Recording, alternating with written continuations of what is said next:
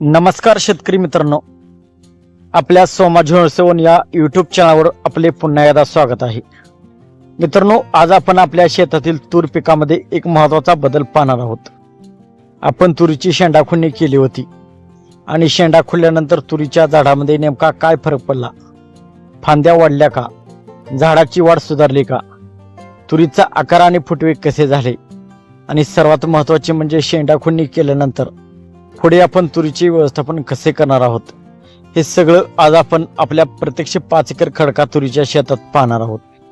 मित्रांनो, एक गोष्ट सुरुवातीला स्पष्ट सांगतो, शेंडाखुळणी केली म्हणजे प्रत्येक शेतात उत्पादन वाढेलच किंवा ठराविक क्विंटल उत्पादन मिळेलच असे नाही.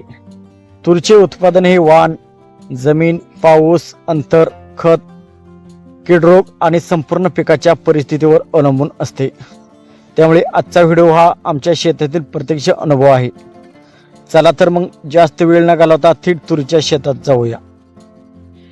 तर सर्वात प्रथम आपल्या तुरीची माहिती मी आपणास देतो. आपण यावर्षी खडका वाणाची तूर घेतली आहे. 5 एकरमध्ये आपण खडका वाणाची तूर लावली आहे. आपल्या तुरीची लागवड आपण 13 जूनला केली होती.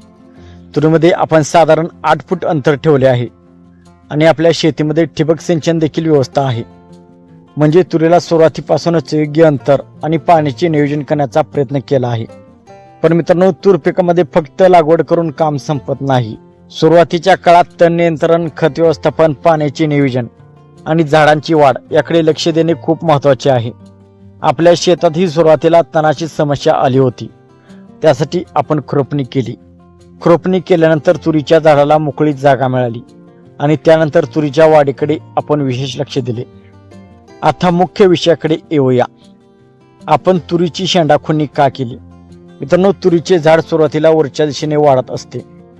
जर झाडाची वाढ जास्त झाली आणि बाजूच्या फांद्यांची वाढ तुलनेने कमी राहिली तर झाडाचा आकार आपल्या अपेक्षेप्रमाणे तयार होत नाही.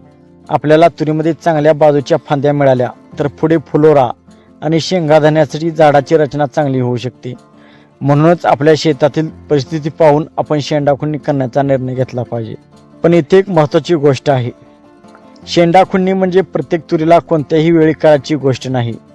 झाडांची वाढ कशी आहे, झाडाचा वाण कोणता आहे, पिकाचे सध्या वय काय आहे, जमिनीची सध्या परिस्थिती काय आहे आणि पुढील सर्व हवामान याचा विचार करणे आवश्यक आहे.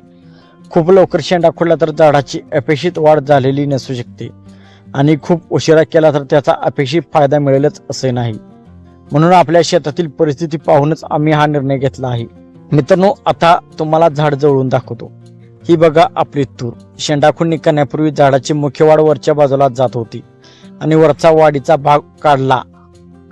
यामागचा उद्देश झाडाला बाजूच्या फांद्या, ब्रँचेस फुटाव्यात आणि त्या फांद्या वाढण्यासाठी प्रोत्साहन मिळावे हा होता.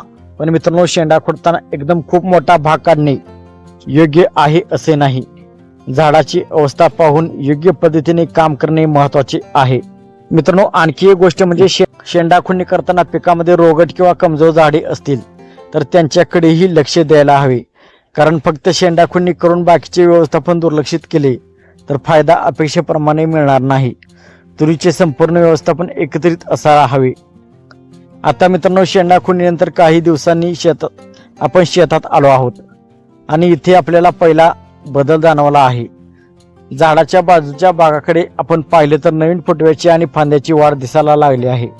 हीच गोष्ट आपल्याला महत्त्वाची वाटते. कारण झाडाची वाढ फक्त उंचीमध्ये न होता बाजूला देखील झाली तर झाडाचा पसारा वाढतो. पण पुन्हा एकदा सांगतो, फांद्या वाढल्या म्हणजे उत्पादन निश्चित वाढेल असा सरळ निष्कर्ष काढायचा नाही. पुढे त्या फांद्यावर फुलोरा किती येतो, फुलाचे रूपांतर शेंगामध्ये किती होते, शेंगा किती टिकतात आणि शेवटी दाणे किती भरतात यावर उत्पादन अवलंबून राहणार आहे. म्हणून आज आपण फक्त झाडाच्या वाढीतील बदल पाहत आहोत. मित्रांनो, आता तुम्हाला जुनी अवस्था आणि सध्याची अवस्था यामध्ये तुलना करून दाखवतो. शेंडाखुळणीपूर्वी झाडाची मुख्य वाढ वरच्या बाजूने होती आणि आता बाजूच्या फांद्याकडे लक्ष दिले तर वाढीमध्ये बदल झालेला दिसतो. म्हणूनच शेतात व्हिडिओ करताना मी तुम्हाला एकच गोष्ट सांगतो, फक्त बोलण्यापेक्षा झाडाचा प्रत्यक्ष बदल दाखवा. इथे हा भाग पहा, इथे शेंडा खुडलेला आहे आणि इथून नवीन वाढ कुठून येते ते पहा. अशा पद्धतीने आपण प्रत्येक शेतकरी मित्राला प्रत्यक्ष परिस्थिती समजावून सांगू शकतो. मित्रांनो, तुरीमध्ये फक्त शेंडाखुंडी करून थांबायचे नाही. आपण आपल्या भागात पावसाचे वातावरण बदलत असते. कधी पाऊस जास्त होतो तर कधी काही दिवस पाऊस नसतोच. अशा परिस्थितीत तुरीमध्ये पाण्याचा निचरा चांगला असणे खूप महत्त्वाचे आहे. तुरीच्या मुळाजवळ सतत पाणी साचून राहिले तर झाडाच्या वाढीवर परिणाम होऊ शकतो. त्यामुळे शेतात पाणी कुठे साचते का, निचरा व्यवस्थित आहे का, हे आपण वेळोवेळी पाहणार आहोत. तसेच पाऊस झाल्यानंतर शेतामध्ये तणाची वाढ ही वेगाने होऊ शकते, म्हणून तण नियंत्रणाकडे दुर्लक्ष करायचे नाही. मित्रांनो, आपल्या तुरीमध्ये खुरपणीचा देखील मोठा फायदा झाला आहे. सुरुवातीला तण तुरीबरोबरच अन्नद्रव्ये, पाणी आणि जागेसाठी स्पर्धा करत होते. खुरपणी केल्यानंतर तुरीच्या झाडाभोवतीची जागा मोकळी झाली आहे. त्यामुळे झाडाची वाढ पाहायला चांगली मिळाली आहे आणि शेंडा देखील खुडणीसोबतच तण नियंत्रणही केले असल्यामुळे आता आपल्याला झाडाचा पसारा स्पष्टपणे पाहता येत आहे. म्हणून तूर पिकामध्ये फक्त एका कामावर लक्ष न देता तण नियंत्रण, पाणी व्यवस्थापन, खत व्यवस्थापन, कीड रोग निरीक्षण, झाडाची वाढ या सर्व गोष्टी एकत्र पाहणे गरजेचे आहे. मित्रांनो, आता तुरीमध्ये पुढचा महत्त्वाचा टप्पा सुरू होणार आहे, फुलोरा आणि त्यानंतर शेंगा. या काळात तुरीवर विविध किडीचा प्रादुर्भाव होऊ शकतो. त्यामुळे फवारणी करण्यापूर्वी शेतात जाऊन पिकाची पाहणी करणे महत्त्वाचे आहे. फक्त कोणीतरी सांगितले म्हणून किंवा दुसऱ्या शेतकऱ्याने फवारणी केली म्हणून आपणही तीच फवारणी करावी असे नाही. किडींचा प्रादुर्भाव आहे का, किती प्रमाणात आहे, कोणती कीड आहे हे पाहूनच आपण फवारणी करा. आपणही पुढील काळात तुरीची नियमित पाहणी करणार आहोत. आता पुढे तुरीमध्ये आपण काय करणार? मित्रांनो, आता सर्वात महत्त्वाचा प्रश्न, पुढे आपल्या तुरीमध्ये काय नियोजन आहे? तर सर्वात आधी तुरीची वाढ आपण नियमित पाहणार आहोत. दुसरे म्हणजे तणफोडा वाढले तर वेळेवर नियंत्रण करणार आहोत. तिसरे म्हणजे पाण्याचे नियोजन करणार आहोत. मित्रांनो, सध्या आमच्याकडे पाऊस नाही. गेली 2 महिने झाले आमच्याकडे काहीच पाऊस नाही. त्यामुळे आपण तुरीला रासायनिक खताचा डोस देखील दिलेला नाही, कारण डोस दिल्यावरती तुरीला भरपूर पाणी लागते. तर सध्या आमच्याकडे पाण्याची कमतरता आहे, त्यामुळे आपण तुरीला आणखी डोस दिलेला नाही. मित्रांनो, आपण एक गोष्ट ठरवली आहे, तुरीच्या शेतात अंदाजाने काम करायचे नाही. शेतात जाऊन झाड पाहायचे, झाडाची अवस्था समजून घ्यायची आणि त्यानुसार पुढचे काम करायचे. तर मित्रांनो, आपले लक्ष अर्थातच चांगले उत्पादन घेण्याचे आहे. तूर पिकातून चांगले उत्पादन मिळावे अशी प्रत्येक शेतकऱ्याची इच्छा असते. पण सुरुवातीलाच सांगितले, एकरी अमुक क्विंटल उत्पादन मिळेल अशी हमी कोणीही देऊ शकत नाही. आपण आपल्या बाजूने जेवढे योग्य व्यवस्थापन करू शकतो तेवढे करण्याचा प्रयत्न करणार आहोत.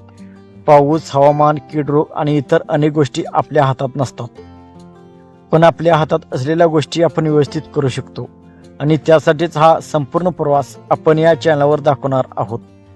तर मित्रांनो, आज तुम्ही पाहिलं आपल्या 5 एकर खडकात तुरीमध्ये शेंडाखुंडी केल्यानंतर झाडामध्ये काय बदल दिसत आहे. शेंडाखुंडीपूर्वीची अवस्था काय होती, शेंडा खुलल्यानंतर बाजूच्या फांद्याची वाढ कशी होत आहे, खुरपणीचा काय फरक पडला आणि आता पुढे आपण तुरीचे काय नियोजन करणार आहोत, हे सगळं आपण आज पाहिलं. पण मित्रांनो, हा प्रवास अजून संपलेला नाही. आता पुढे तुरीमध्ये फुलोरा येईल, फुले येतील, शेंगा लागतील आणि शेवटी उत्पादन आपल्या हातात येईल. तोपर्यंत आपल्या शेतातील प्रत्येक अपडेट आपण तुम्हाला दाखवणार आहोत. त्यामुळे तुम्हाला आपल्या तुरीचा हा संपूर्ण प्रवास सुरुवातीपासून शेवटपर्यंत पाहायला मिळणार आहे. जर आमच्या शेतातील तुरीचा हा प्रत्यक्ष अनुभव आवडला असेल तर व्हिडिओला एक लाईक करा. तुमच्या गावात तुरीची अवस्था कशी आहे ते कमेंटमध्ये नक्कीच सांगा आणि तुमच्याकडे पाऊस आहे का हेही कमेंटमध्ये सांगा. आणि अशाच प्रत्यक्ष शेतीच्या व्हिडिओसाठी सोमा07 चॅनलला सबस्क्राईब करा. पुन्हा भेटूया आपल्या पुढच्या व्हिडिओमध्ये. तोपर्यंत नमस्कार. जय जवान, जय किसान.